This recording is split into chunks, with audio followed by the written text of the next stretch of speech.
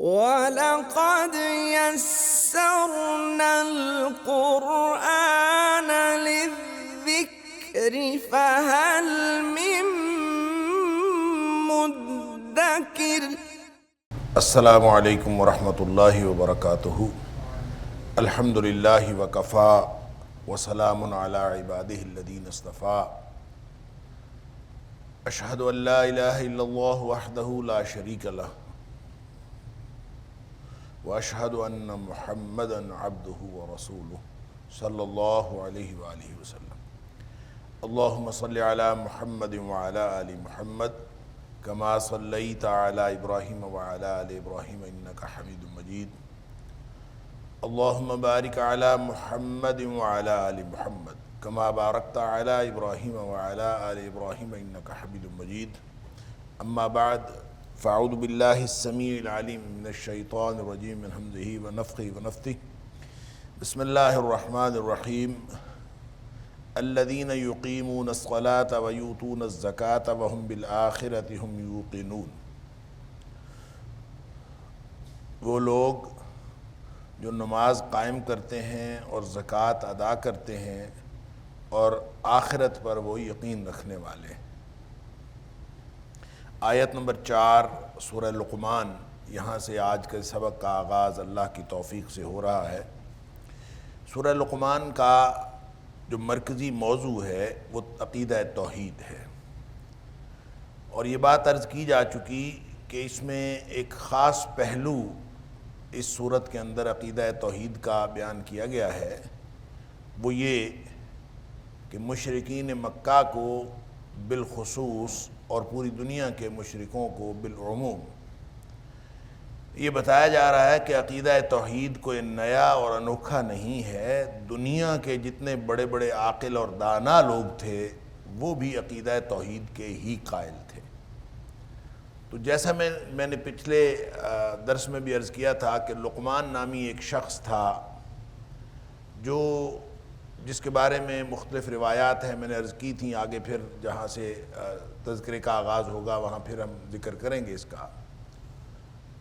تو صرف ایک حضرت اکرمہ رضی اللہ تعالی عنہ، ان کے علاوہ باقی سارے کے سارے جتنے صحابہ و تابعین ہیں ان کا اس کے بارے میں خیال یہ ہے کہ یہ نبی نہیں تھے، اور اس پر کم و بیش اتفاق ہے سب کا کہ یہ نبی نہیں تھے۔ حضرت اکرمہ کا خیال ہے کہ نبی بھی تھے، لیکن بہرحال عاقل بالغ ایک ایسے حکیم اور دانا شخص تھے جس کا تذکرہ سیرت کی کتابوں میں اور تاریخ کی کتابوں میں ملتا ہے، اور علامہ ابن ہشام نے بھی سیرت النبویہ کے اندر اس کا تذکرہ کیا ہے، اور باقی ان کی جو تاریخ کے حوالے سے جتنی روایات ملتی ہیں وہ بہت متضاد روایات ہیں، میں نے گزشتہ درس میں بھی عرض کیا تھا۔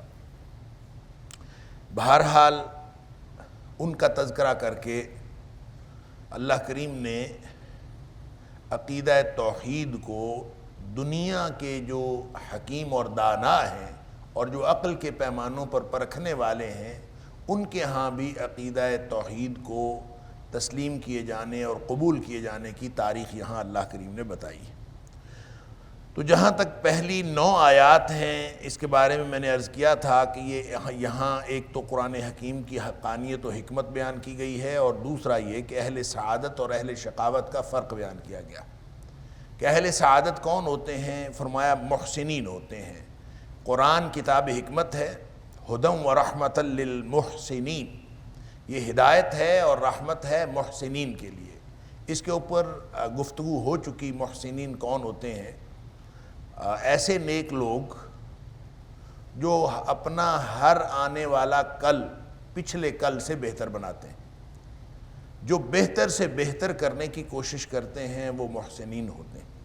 محسن وہ ہوتا ہے جس کی واجبات کے اوپر نگاہ نہیں ہوتی، وہ صرف واجبات پر نگاہ رکھ کر اپنے آپ کو کامیاب کرنے کی کوشش نہیں کرتا، بلکہ وہ تمام کے تمام جو سنن ہیں، جو نوافل ہیں، جو مستحبات ہیں، وہ دین کے ہر حکم پر بہتر سے بہتر عمل کرنے کی کوشش کرتا ہے، وہ محسن ہوتا ہے۔ آگے ان کی کچھ خصوصیات اور بیان کی ہیں. الذین یقیمون الصلاۃ، یہ جو اہل سعادت ہیں، یہ محسنین ہوتے ہیں، ان کے لیے رحمت ہے، ان کے لیے ہدایت ہے. فرمایا یہ نماز قائم کرتے ہیں. اس کی وجہ یہ ہے کہ جو پہلا عملی تقاضا ایمان کے بعد لاگو ہوتا ہے وہ نماز ہے، اور نماز کا قائم کرنا ابتدا بھی ہے اور نماز کا قائم کرنا انتہا بھی. اس کی آگے تفصیلات ہیں، اور یہ مختلف مقامات پر جہاں جہاں نماز کا تذکرہ آیا اس کے اوپر کسی نہ کسی طور گفتگو ہوتی رہی. اور خاص طور پہ جہاں اللہ کریم نے فرمایا کہ فاقم وجہک للدین حنیفا، اپنا چہرہ جو ہے وہ یکسو ہو کر اللہ کے دین کے لیے سیدھا کر لیجئے. تو وہاں اگلی آیت میں فرمایا منیبین الیہ، اللہ کی طرف رجوع کرتے ہوئے، واقیموا الصلاۃ، اور نماز قائم کرو.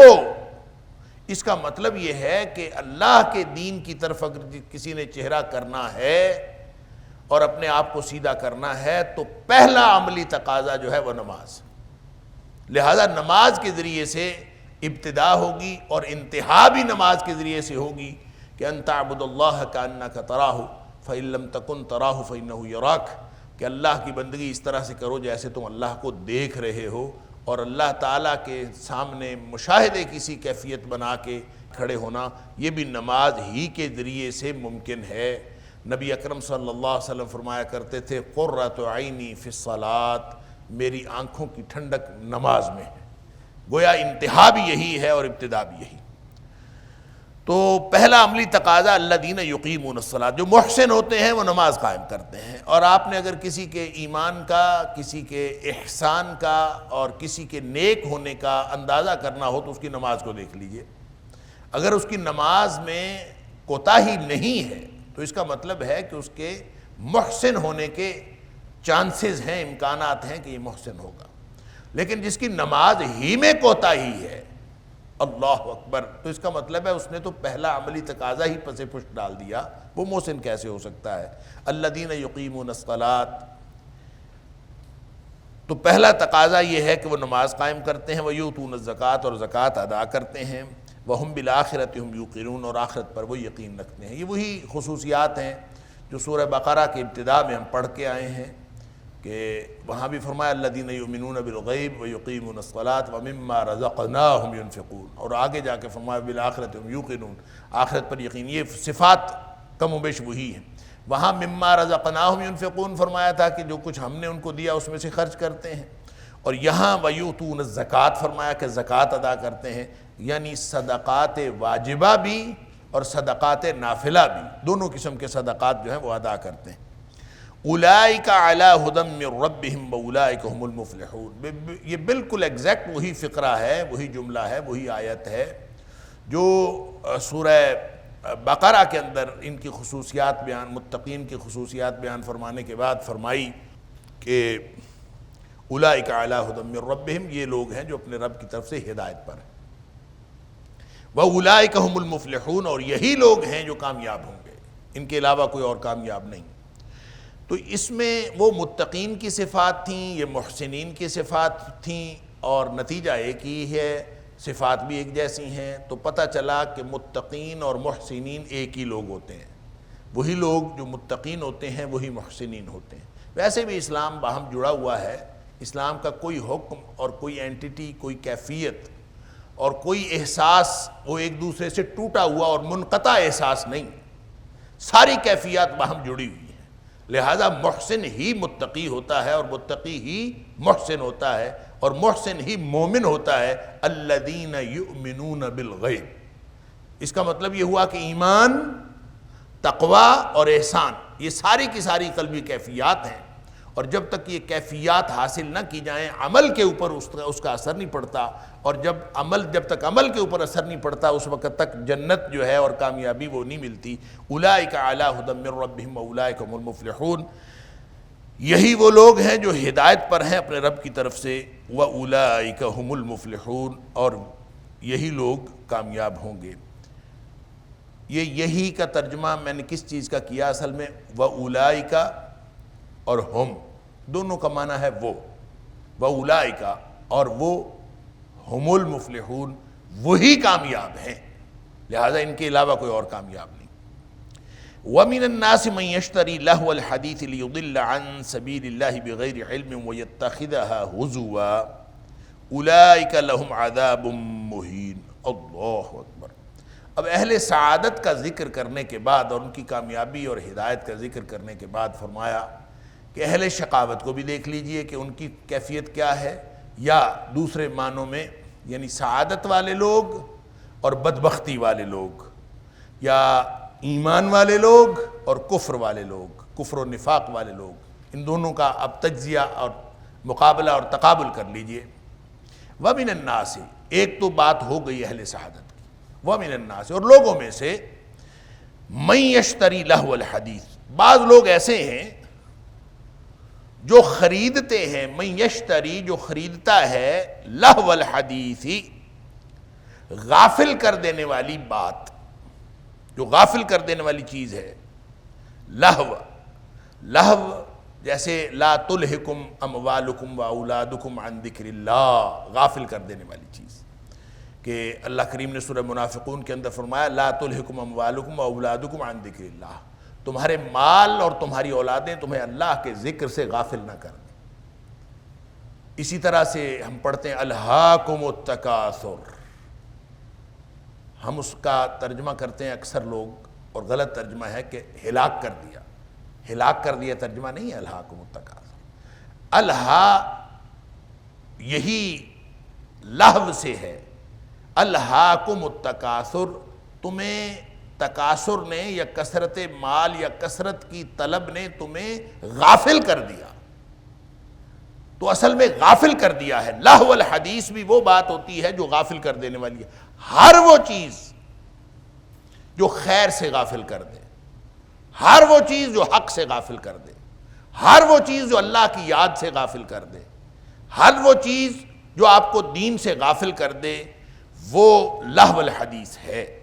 لہو الحدیث باتوں میں سے غافل کر دینے والی بات، وہ بات بھی ہو سکتی ہے، وہ عمل بھی ہو سکتا ہے، وہ چیز بھی ہو سکتی ہے، وہ کوئی ٹھوس شے، وہ ٹول بھی ہو سکتا ہے، وہ کوئی بھی چیز ہو، وہ بات ہو۔ یہاں تو اللہ کریم نے بات فرمائی ہے، باتیں بھی باتوں سے غافل کر دینے والی ہوتی ہیں۔ اللہ نے قرآن کو نازل فرمایا تو اللہ تعالیٰ فرماتا ہے اللہ نزل احسن الحدیث، یہ کائنات کی بہترین بات ہے جو اللہ نے نازل کی ہے۔ اور یہاں فرمایا من یشتری لہو الحدیث، کوئی ہے جو بعض لوگوں میں سے ایسے ہیں جو غافل کر دینے والی چیز خریدتا۔ اللہ، خریدنے کا کیا مطلب ہے؟ غافل کر دینے والی چیز خریدنا، ایک تو اس کا سادہ سا مطلب ہو سکتا ہے کہ کوئی ٹول خرید لیا، کوئی ٹول کو آپریٹ کرنے والا خرید لیا، کسی کی سروسز خرید لی، کوئی چیز ایسی خرید لی جو اللہ سے غافل کر دینے والی ہے، یا اس سے مراد لہو الحدیث سے کیا کیا کچھ مراد ہو سکتا ہے وہ میں آگے عرض کرتا ہوں، لیکن خرید لینے سے مراد کیا ہے؟ ایک تو یہ ہے کہ کوئی چیز خرید لی، دوسرا اصل میں اس کا معنی یہ ہے کہ اتنی رغبت ہو غافل کر دینے والی چیزوں کے بارے میں اور غافل کر دینے والی باتوں کے بارے میں انسان اتنی ترغیب رکھے، اتنی رغبت رکھے اور اتنی کشش اپنے اندر رکھے کہ جیسے کوئی شخص قیمت دے کے اس کو وصول کرنے اور قیمت خرچ کر کے اس کو وصول کرنے کا جذبہ رکھتا ہو، اتنا زیادہ جذبہ رکھتا ہے من یشتری لہو الحدیث، گویا اس کو کوئی قیمت بھی ادا کرنی پڑے تو وہ قیمت ادا کرنے پر تیار ہو جاتا ہے، لیکن رغبت اتنی ہے کہ اس کو ہر صورت میں حاصل کرنے کی کوشش کرتا ہے۔ لہٰذا یشتری کا جو کلمہ اللہ کریم نے استعمال فرمایا ہے یہاں، یہ اس کی رغبت کی انتہا کو واضح کرنے کے لیے فرمایا ہے، اس کی رغبت کی گریوٹی، اس کی رغبت کی شدت کو واضح کرنے کے لیے اللہ کریم نے فرمایا من یشتری لہو الحدیث، وہ ایسے ہے جیسے وہ یعنی اتنی رغبت رکھتا ہے اللہ سے، حق سے اور خیر سے غافل کر دینے والی چیزوں کے بارے میں کہ جیسے اس کو گویا خرید ہی لے گا، اتنی رغبت ہے۔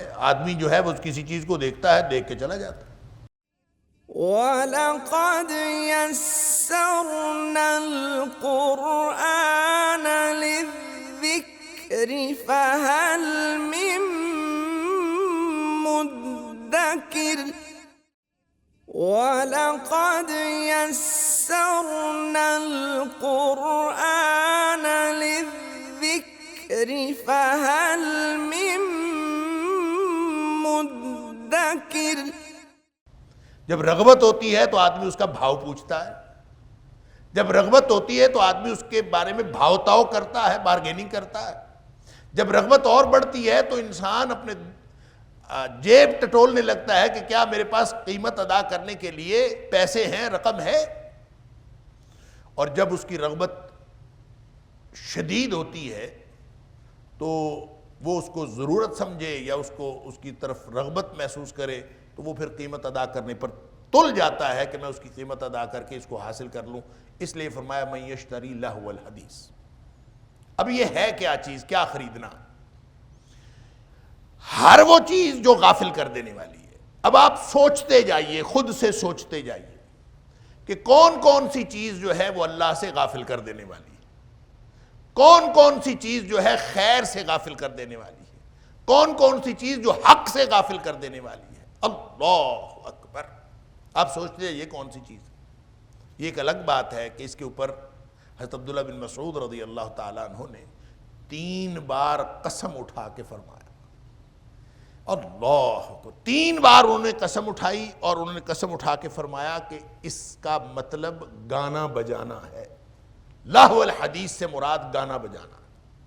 گانا بجانا جو ہے یہ غافل کرتا ہے اللہ کے دین سے، اور خاص طور پہ نبی اکرم صلی اللہ علیہ وسلم کے دور میں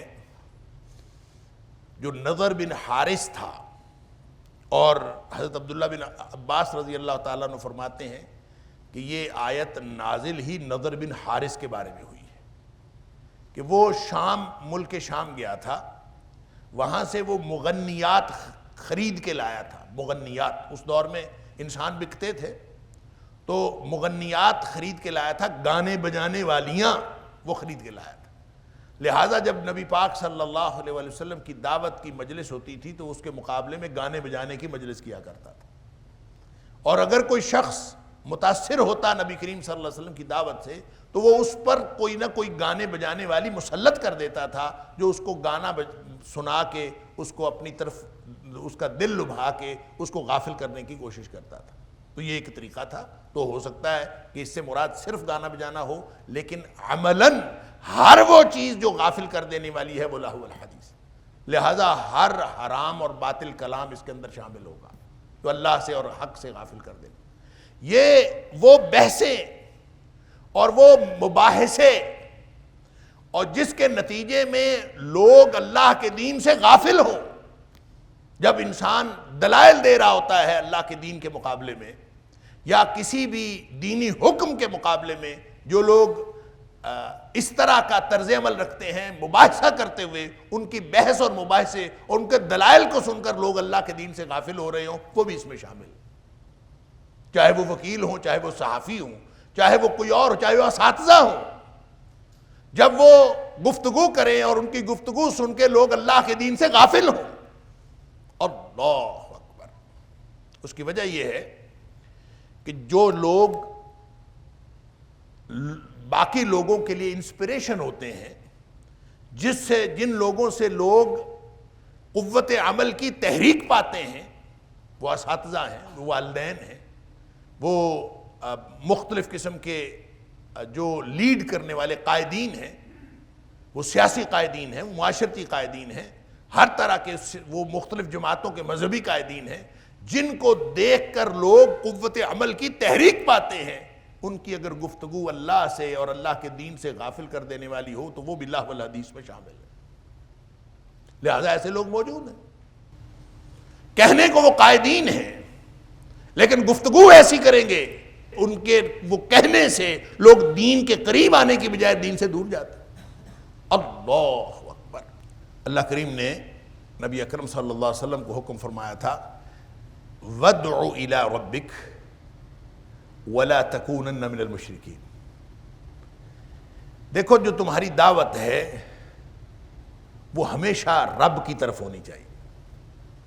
وَلَا تَكُونَنَّ مِنَ الْمُشْرِكِينَ، کبھی مشرکوں میں سے نہ ہو جانا. اس کا مطلب یہ ہے کہ جو بھی شخص اپنے عمل سے، اپنی گفتگو سے، اپنے طریقہ کار سے، اپنی زندگی سے، اپنے رہن سہن سے لوگوں کو اللہ کی طرف متاثر نہیں کرتا، وہ لازماً غیر اللہ کی طرف متاثر کر رہا ہوتا. تو جب وہ غیر اللہ کی طرف متاثر کر رہا ہے تو اس کا مطلب یہ ہے کہ وہ تو غافل کر رہا ہے اللہ کے دین سے. اس سے جدید طرز زندگی بھی اس کے اندر شامل ہے. جدید طرز زندگی کو دیکھ کر لوگ اگر اللہ کے دین کی طرف آتے ہیں تو پھر ٹھیک ہے، پھر تو ٹھیک ہے. لیکن اگر جدید طرز زندگی کو دیکھ کر لوگ اللہ کے دین سے غافل ہوتے ہیں، وہ اقبال نے کہا تھا میں ناخوش و بیزار ہوں مرمر کی سلوں سے، میرے لیے مٹی کا حرم اور بنا دو. جو مٹی کی مسجد کے اندر جو رغبت ہے اللہ کے دین کی طرف، وہ مرمر کی سلوں کے اندر تو نہیں ہے. تو اگر مرمر کی سلیں اللہ کے دین کی طرف رغبت میں رکاوٹ ہوں، ان کو چھوڑ دینا چاہیے. لہذا ہر وہ چیز جو اللہ کے دین سے غافل کر رہی ہے اس کے اندر اپنا طرز عمل، خاص طور پہ جو قائدین ہیں، جو لیڈ کرنے والے لوگ ہیں، وہ ان کا طرز عمل، ان کا طرز زندگی، ان کو دیکھ کر لوگ اسلام کی طرف آ رہے ہیں، حق کی طرف آ رہے ہیں یا اس سے دور جا رہے ہیں. پھر اس کے علاوہ انفرادی طور پر ہر وہ عمل جو انسان کو غافل کرتا ہے، اس کے اندر یہ سارے گیجٹس آ جاتے ہیں، یہ سارے جدید ذرائع آ جاتے ہیں، یہ سوشل میڈیا آ جاتا ہے. اکیلا گانا بجانا نہیں رہ گیا اب تو. لہو الحدیث میں شاید نبی اکرم صلی اللہ علیہ وسلم کے دور میں جب ابن مسعود رضی اللہ تعالیٰ عنہ قسم اٹھا کے کہہ رہے ہیں کہ اس سے مراد گانا بجانا ہے، اس دور میں سب سے زیادہ جو دین سے بیزار کرنے والی چیز تھی وہ تھا ہی گانا بجانا. لہذا انہوں نے قسم اٹھا کے کہہ دیا. لیکن اس میں ساری چیزیں شامل ہیں، اور آج کے دور میں دیکھیں تو گانا بجانا تھوڑا پیچھے چلا گیا ہے. سوشل میڈیا اللہ کے دین سے غافل کر دینے کی زیادہ بڑی چیز. اور یہ جو گیجٹس ہمارے پاس، موبائل، ہر شخص کے ہاتھ میں موبائل ہے، اللہ اکبر، یہ اگر اللہ کے دین سے غافل کر دینے والا ہے تو ہم یہ انسٹرومنٹ، یہ جو موبائل ہے، یہ جو ٹولز ہیں، یہ جو جتنے بھی کمپیوٹر ہے، یہ جو ٹیب ہے، یہ جتنا کچھ ہم جا کے خرید کے لاتے ہیں، یہ اس کے اوپر پیسے ہی تو خرچ کرتے ہیں. تو ظاہری مفہوم میں پیسے خرچ کرنا اس کے اندر شامل ہے، اور حقیقی مفہوم کے اندر وہ شدت رغبت شامل ہے جس کی وجہ سے اللہ کے دین سے انسان غافل ہو جاتا ہے. اللہ، انسان اپنے کپڑوں پہ ہی اگر پیسے خرچ کرنا شروع کر دے اور کپڑوں کے اوپر اتنی توجہ دے کہ اس کا اپنے بناؤ سنگار پر، اپنے بنانے سنورنے پر اتنی توجہ دے کہ نماز گزر جائے، اللہ کے دین سے غفلت اس میں بھی آ جائے گی، تو بننا سنورنا بھی لاو الحدیث ہو جائے. اسی لیے نبی پاک صلی اللہ علیہ وسلم نے بار بار کنگھی کرنے سے منع فرمایا. یہ جو لوگ بار بار کنگھی کرتے ہیں، منع کی. اس کی خاص وجہ یہ تھی کہ اس دور میں تو کنگھی جب کی جاتی تھی تو بال چونکہ باندھے ہوئے ہوتے تھے، اوپر پگڑی باندھی ہوتی تھی تیل لگا کے، تو بال کھولنا، ان کو کنگھی کرنا، تیل لگانا اور پھر دوبارہ پگڑی باندھنا، یہ خاصا ٹائم کنزیومنگ ایک پروسیس ہوتا تھا. اس لیے نبی پاک صلی اللہ علیہ وسلم نے منع فرمایا کہ روزانہ کنگھی نہ کریں. کسی دن آپ کر لیں، کسی دن نہ کریں، پگڑی باندھے رکھیں ویسے کہ ویسے امامہ اوپر بندھا رہے اور بال جو ہیں وہ بندھے رہیں، وہ سمٹے رہیں. روز اس کو کھول کے بیٹھ جائیں گے تو پھر اس کے آپ ساری توجہ تو اسی پہ رہے گی. پھر اللہ کے دین کے لیے آپ نے ذکر کب کرنا ہے، نمازیں کب پڑھنی ہے اور خدمت خلق کب کرنی ہے، باقی کام کب کرنے ہیں، تو ساری توجہ تو آپ کی اپنی طرف چلی گئی. لہذا اگر یہ کوشش اور محنت اللہ کے دین کی بجائے اس طرح کی فضول چیزوں میں شروع ہو گئی، گھر کی بناوٹ، گھر کا بناؤ سنگار، گھر کی سجاوٹ کے اوپر انسان اپنی زندگی جو ہے پیسہ بھی خرچ کر دے اور چیزیں بھی خرچ کر دے تو وہ بھی لہو الحدیث کے اندر آ جائے گی، اللہ کے دین سے غافل کر دینے والی چیزیں۔ اللہ اکبر۔ یہ خاص طور پہ جو ڈیکوریشن پیسز ہیں۔ ڈیکوریشن کیا ہوتی ہے؟ ایک تو یہ ہے نا کہ آپ نے گھر بنایا ہے، آپ اچھا بنائیں، خوبصورت لگے۔ گھر رہنے کے لیے بنانا ہے، خوبصورت ایک ایڈیشنل بات ہے، آپ نے بنا لیا، اچھا گھر ہے۔ آپ کو بیٹھنے کے لیے کارپٹ کی ضرورت ہے، آپ کارپٹ خریدیں، اچھا خریدیں جو خوبصورت لگے، لیکن ضرورت پوری کرنے کے لیے۔ آپ نے صوفہ رکھنا ہے، آپ کو صوفہ رکھنا ہے، اس کی ضرورت ہے بیٹھنے کے لیے، مہمانوں کے بیٹھنے کے لیے، لیکن آپ اچھا خرید لیں، یہ تو ٹھیک۔ لیکن ایک آپ صرف ڈیکوریشن پیس خریدتے ہیں، کوئی مقصد نہیں سوائے اس کے کہ سجاوٹ ہو، بس۔ گھر کے اندر کتنی چیزیں ہم خریدتے ہیں جو صرف سجاوٹ کے لیے، پھر ان کی ترتیب پہ لگے رہتے ہیں، پھر کتنا وقت وہ ضائع کرتی ہیں اس کی ترتیب، چھوٹی چھوٹی چیزیں سے لے کر بڑی بڑی چیزیں تک، اتنی چیزیں گھر کے اندر سجاوٹ والی ہوتی ہیں کہ وہ وقت لے جاتی ہیں گھر کی خواتین کا بھی اور گھر کے مردوں کا بھی، کیونکہ وہ ان کی ترتیب، ان کی صفائی، ان کے معاملات، ان کو ٹھیک رکھنا یہ بھی ایک کام ہے کرنے کا۔ تو جب آپ وہ کریں گے تو اللہ کے دین سے تو غافل رہیں گے، اللہ سے تو غافل رہیں۔ لہذا جو چیز بھی آپ کی توجہ لے جائے اور آپ حق سے غافل ہو جائیں، اگر کوئی چیز حق سے غافل نہیں کرتی تو ٹھیک، جائز ہے، اور حق سے غافل نہیں کرتی تو ٹھیک۔ اپنی نوعیت کے اعتبار سے ناجائز ہے تو پھر بھی غلط ہے۔ آپ کہیں کہ مجھے حق سے غافل نہیں کر رہی تو میں اس کو کر لوں، نہیں۔ نوعیت کے اعتبار سے جو چیز حرام اور ناجائز ہے وہ تو غلط ہے، وہ تو ناجائز ہے ہی۔ لیکن وہ چیزیں جو نوعیت کے اعتبار سے ناجائز نہیں ہیں، لیکن جب آپ اس کی طرف توجہ کرتے ہیں اور اللہ کے دین سے آپ کو غافل کر دیتی ہیں۔ نبی اکرم صلی اللہ علیہ وآلہ وسلم نے تو جس چادر کے اوپر کچھ نقش و نگار بنے ہوئے تھے اور نماز کے اندر اس نے نبی پاک صلی اللہ علیہ وسلم کی توجہ حاصل کی تو نبی پاک صلی اللہ علیہ وسلم نے چادر اتروا دی۔ آپ نے فرمایا اس نے میری توجہ حاصل کر لی تھی، میری توجہ نماز کی بجائے اس چادر کی طرف چلی گئی تھی۔ لہذا ایسے جائے نماز جس کے نقش و نگار کے اندر انسان کی توجہ چلی جائے اور انسان اللہ سے غافل ہو جائے، نماز سے غافل ہو جائے، ذکر سے غافل ہو جائے، وہ جائے نماز بھی درست نہیں۔ اس لیے بعض لوگ کہتے ہیں کہ نقش و نگار والے جائے نماز جو ہے اس کے اوپر نماز پڑھنا ناجائز ہے۔ تو یہ تو مشکل فتویٰ ہے کہ آدمی کہہ دے کہ نقش و نگار والے جائے نماز کے اوپر نماز پڑھنا ناجائز ہے، یہ تو کہنا درست نہیں ہے۔ لیکن یہ بہرحال درست ہے کہ ہر وہ جائے نماز جو آپ کی توجہ لے لے، اگر اس کے اوپر نقش و نگار بنے ہیں اور آپ کی توجہ نماز کی بجائے اس طرف چلی جائے تو آپ کو وہ جائے نماز اٹھا دینی چاہیے اور آپ صاف اور پلین جو بغیر کسی نقش و نگار کے ہو اس جائے نماز کے اوپر نماز پڑھیں۔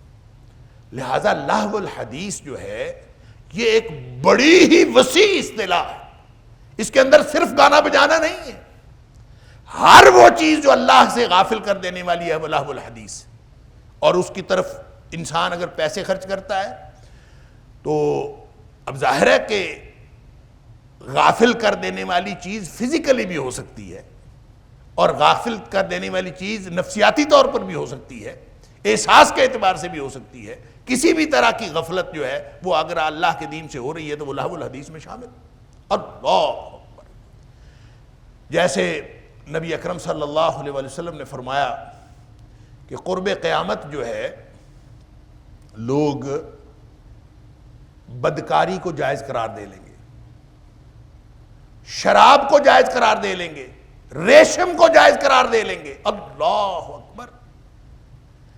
اب ریشم جو ہے، ریشم پہننا یہ تو نوعیت کے اعتبار سے حرام ہے، شراب نوعیت کے اعتبار سے حرام ہے۔ ساتھ فرمایا کہ موسیقی جو ہے لَيَكُونَنَّ مِنْ أُمَّتِي أَقْوَامٌ، میری امت میں سے ایسے لوگ ہوں گے يَسْتَحِلُّونَ الْحِرَ وَالْحَرِيرَ وَالْخَمْرَ وَالْمَعَازِفِ، کہ وہ اب چار چیزیں نبی پاک صلی اللہ علیہ وسلم نے ایک کیٹیگری کے اندر، ایک سیکوینس کے اندر بیان کی: بدکاری اور ریشم، شراب اور گانا بجانا۔ معازف سے مراد گانے بجانے کے ٹولز اور گانا بجانا، جو بھی کسی بھی طرح کا گانا بجانا ہو تو یہ گانا بجانا، ان چاروں کو لوگ حلال کر لیں گے، میری امت میں سے ایسے لوگ ہوں۔ اللہ اکبر۔ پھر نبی پاک صلی اللہ علیہ وسلم نے فرمایا کہ ایک دن وہ پہاڑ کے دامن میں اتریں گے۔ میں اس پر سوچتا رہا کہ پہاڑ کے دامن میں اتریں گے اس سے کیا مراد ہو سکتا ہے کہ پہاڑ کے دامن میں اتریں گے اور لوگ جو ہیں ان کو وہاں پہ مال مویشی پیش کریں گے۔ یہ حدیث کے الفاظ ہیں، ان کو لوگ مال مویشی پیش، چرواہے ان کو مال مویشی پیش کریں گے۔ وَلَقَدْ يَسَّرْنَا الْقُرْآنَ لِلذِّكْرِ فَهَلْ مِن مُّدَّكِرٍ وَلَقَدْ يَسَّرْنَا الْقُرْآنَ لِلذِّكْرِ فَهَلْ مِن مُّدَّكِرٍ۔ اور پھر کچھ لوگ ان کے پاس آئیں گے اور وہ ان کو آ کے ان کے پاس سوال کریں گے، تو یہ کہیں گے کل صبح آنا، کل آنا۔ اب پہاڑ کے دامن میں اترنے سے کیا مراد ہے؟ اور مویشی چرواہوں کو کہ مویشی پیش کرنے، ان کے چرواہے ان کو مویشی پیش کریں گے، اس سے کیا مراد ہے؟ اور یہ واللہ اعلم، اگر آپ اس کو ظاہری جو الفاظ ہیں اس میں لے لیں تو اس کا کوئی بھی مطلب ہو سکتا ہے کہ کوئی آدمی پہاڑوں کے دامن میں گیا ہوا ہو اور اس کے جو چرواہے ہیں یا اس کے جو نوکر ملازم ہیں وہ ان کو پیش کر رہے ہوں، ان کے مویشی وغیرہ کھانے پینے کے لیے، کوئی مفہوم اس کا ہو سکتا ہے۔ لیکن مجھے لگتا یوں ہے واللہ اعلم، یہ نبی اکرم صلی اللہ علیہ وسلم کا فرمان ہے، اور نبی اکرم صلی اللہ علیہ وسلم کے فرمان کی جو جامعیت ہوتی ہے اور خاص طور پہ جو مستقبل کے حالات کے اوپر، جو قرب قیامت کے حالات کے اوپر نبی پاک صلی اللہ علیہ وسلم نے کوئی بات فرمائی ہوتی ہے، اس کا ہم تعین کلی تو نہیں کر سکتے کہ اس سے یہی مراد ہے، لیکن لگتا یوں ہے واللہ اعلم کہ یہ جو بڑے بڑے فارم ہاؤس بنے ہوئے ہیں نا، ان سے یہ مراد، شرابیں چلتی ہیں، بدکاری کے اڈے بنے ہوئے الا ماشاء اللہ، اور وہاں پہ ریشم بھی پہنا جاتا ہے، اور وہاں پہ گانے بجانے کی محفلیں بھی ہوتی ہیں، اور پہاڑ کے دامن میں سے مراد یہ ہے کہ چونکہ عرب پہاڑوں کا علاقہ تھا، وہاں پہاڑ کے دامن، یہاں پہ فارم ہاؤس بڑے بڑے کھلے علاقوں میں بنائے جاتے ہیں، اور ان فارم ہاؤسز کے اندر یہ سارا کچھ ہوتا ہے۔ اور پھر جو مویشی پیش کرنے والے ان کے چرواہے ان کو مویشی پیش کرتے ہیں، اس کا مطلب یہ ہو سکتا ہے کہ وہ وہاں پہ بکرے ذبح ہوتے ہیں اور وہاں بڑے بڑا جو ہے وہ کھانے پینے کا سامان کیا جاتا ہے، اس سے یہ مراد بھی ہو سکتا ہے واللہ اعلم۔ نبی اکرم صلی اللہ علیہ وسلم فرمایا کہ کوئی شخص آئے گا ان سے سوال کرے گا، وہ چونکہ اپنے موج میلے میں مست ہوں گے تو جو سوال کرنے والا ہوگا اس کو کہیں گے کل آنا بھائی، کل آنا، اور رات کو اللہ تعالیٰ ان کے اوپر عذاب نازل کر دے گا، سارے ملیا میٹ ہو جائیں گے۔ اللہ اکبر۔ اس کا حقیقی طور پر کلی تعین تو ہم نہیں کر سکتے کہ اس سے کیا مراد ہے، لیکن ایک بات سمجھ میں آ گئی کہ یہ چار چیزیں جو نبی پاک صلی اللہ علیہ وسلم نے بیان فرمائی ہیں، یہ چاروں اللہ کے دین سے غافل کر دینے والی، کچھ نوعیت کے اعتبار سے حرام چیزیں ہیں چاروں، اور دوسرا یہ کہ اللہ کے دین سے غافل کر دینے والی اور حق سے غافل کر دینے والی چیز، لہٰذا یہ نوعیت کے اعتبار سے حرام ہو تو یہ ایک الگ حرمت ہے، اور پھر وہ اللہ کے دین سے غافل کر دینے والی ہو تو من یشتری لہو الحدیث کے اندر شامل ہے۔ اللہ اکبر۔ اسی طرح نبی پاک صلی اللہ علیہ وسلم فرمایا لا یشربن ناس من امتی، میری امت میں سے کچھ لوگ شراب پیا کریں گے، الخمر، شراب پیا کریں گے، یسمونہا بغیر اسمہا، شراب پیا کریں گے تو اس کا نام شراب نہیں رکھیں گے، کوئی اور نام رکھیں گے، نئے نئے ناموں کے ساتھ پیا کریں گے۔ اللہ اکبر۔ اور ہم دیکھ رہے ہیں کہ معاشرے کے اندر بہت سارے مختلف نام اس کے موجود ہیں۔ یعزف علی رؤوسہم المعازف والمغنیات، صرف شراب نہیں پئیں گے، ان کے سامنے گانے بجانے کی محفل ہو رہی ہوگی، والمغنیات، اور گلوکارائیں اور اداکارائیں ان کے آگے پیچھے پھر رہی ہوں گی۔ انا للہ و انا الیہ راجعون۔ نبی پاک صلی اللہ علیہ وسلم فرمایا یخسف اللہ بہم الارض، اللہ تعالیٰ ان کو زمین میں دھسا دے گا۔ وَيَجْعَلُ مِنْهُمُ الْقِرَدَةَ وَالْخَنَازِيرَ، اور کچھ کو اللہ تعالیٰ ویسے ہی بندر اور خنزیر بنا دے. بندر اور خنزیر ضروری نہیں ہے کہ ظاہری شکل کے اعتبار سے کوئی بندر اور خنزیر بن جائے جیسے بنی اسرائیل بن گئے تھے، ضروری نہیں ہے. انسان کی عقل خنزیروں والی ہو جائے، انسان کی عقل بندروں والی ہو جائے، اس کی زندگی بندروں اور خنزیروں والی ہو جائے تو یہ بالکل ممکن. تو اس طرح کی جتنی باتیں ہیں وہ ساری کی ساری لہو الحدیث کے اندر شامل ہے کہ آپ اللہ کے دین سے غافل ہو رہے ہیں. ہر وہ چیز، آپ نے ہاتھ میں موبائل پکڑا ہے، آپ کو گھنٹوں بیٹھے ہیں اور کوئی نہ آپ کو پانی پینے کی ہوش ہے، نہ باتھ روم جانے کی ہوش ہے، نہ اللہ کی. آپ کو تو اپنی ذاتی ضروریات کی ہوش نہیں رہی اور اللہ کے ذکر کی ہوش کہاں رہے گی؟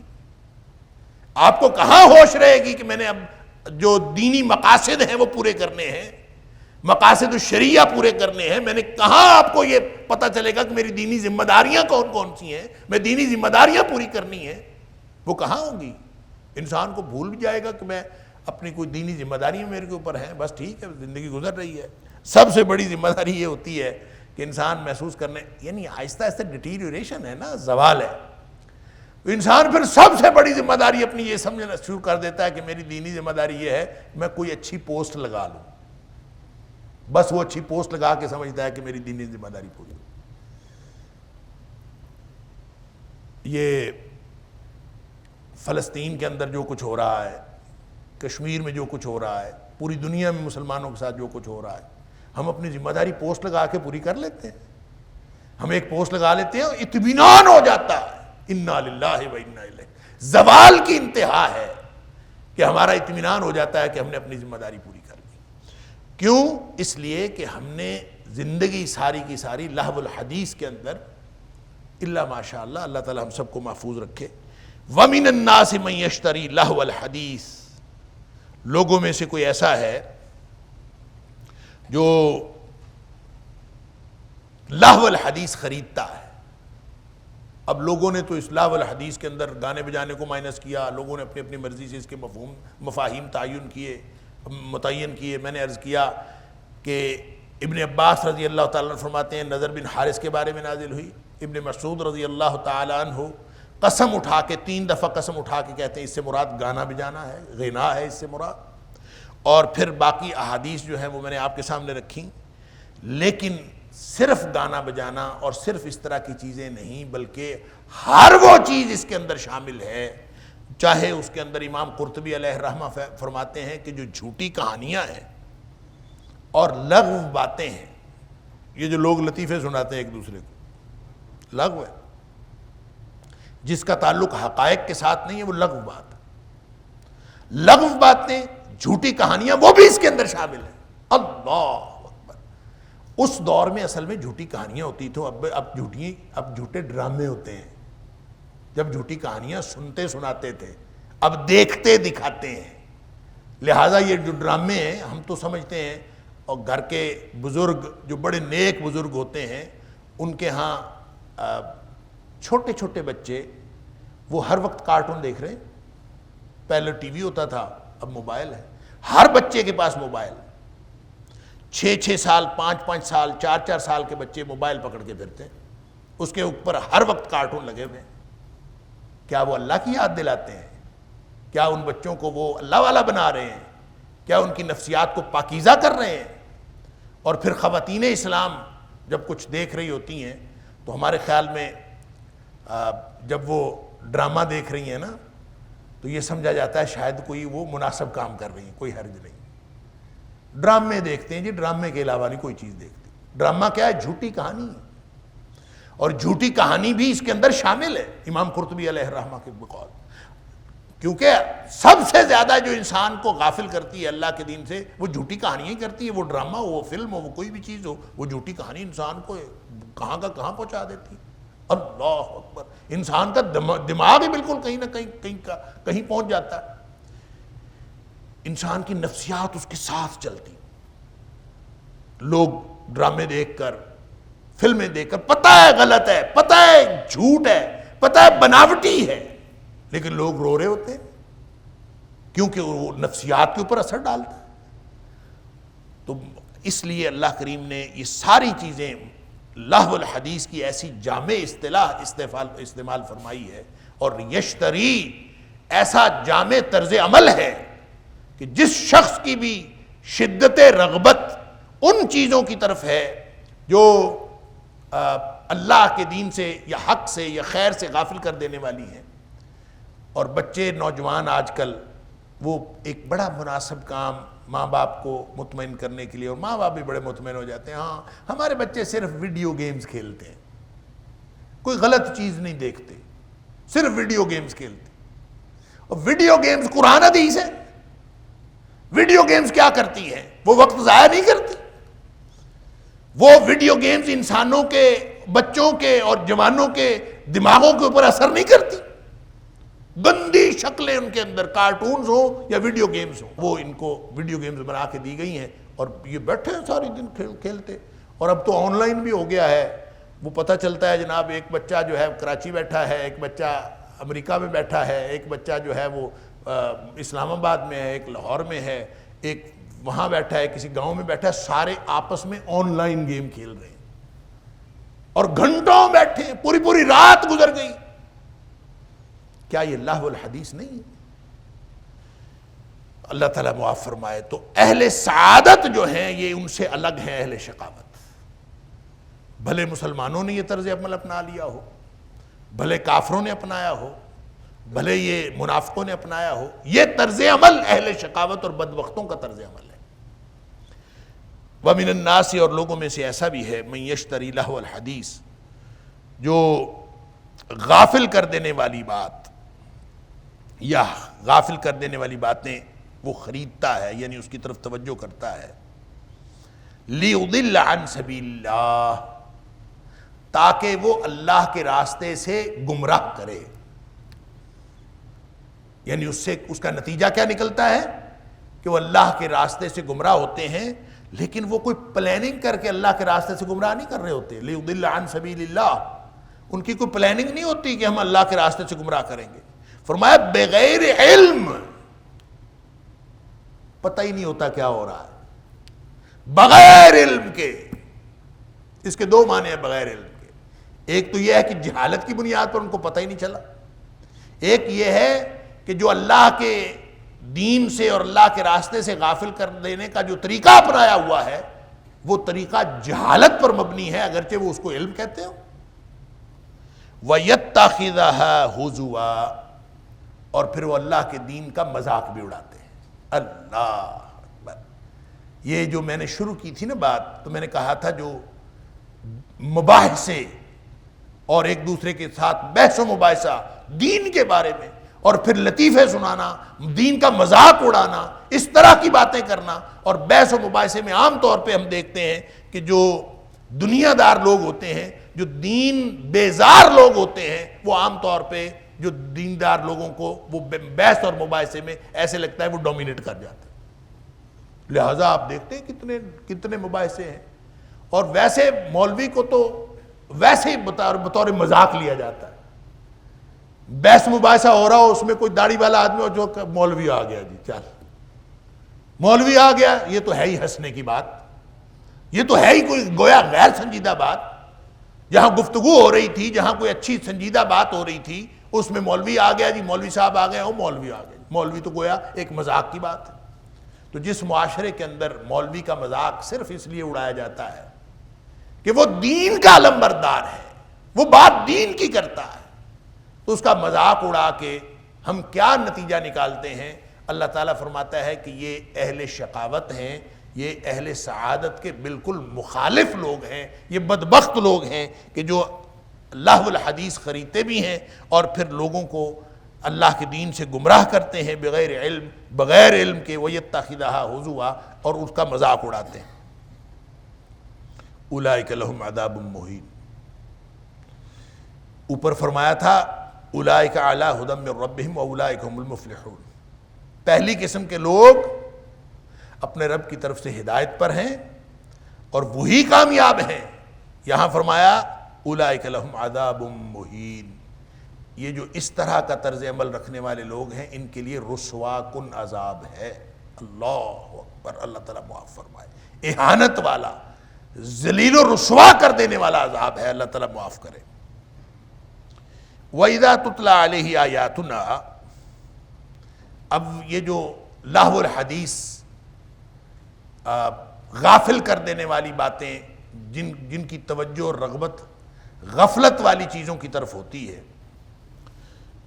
اور جتنا میں نے عرض کیا کہ اس کے اندر ہر طرح کی حرام اور باطل چیزیں، ہر طرح کا فحش لٹریچر، گانا بجانا، یہ سوشل میڈیا یا گیجٹس، ہر چیز جو چیز اللہ کے دین سے اور حق سے غافل کر دیتی ہے، ساری چیزیں اس کے اندر شامل ہیں۔ اور جو یہ کرتے ہیں، جو غافل ہوتے ہیں، إن هذا القرآن يهدي للتي هي أقوم ويبشر المؤمنين الذين يعملون الصالحات أن لهم أجرا كبيرا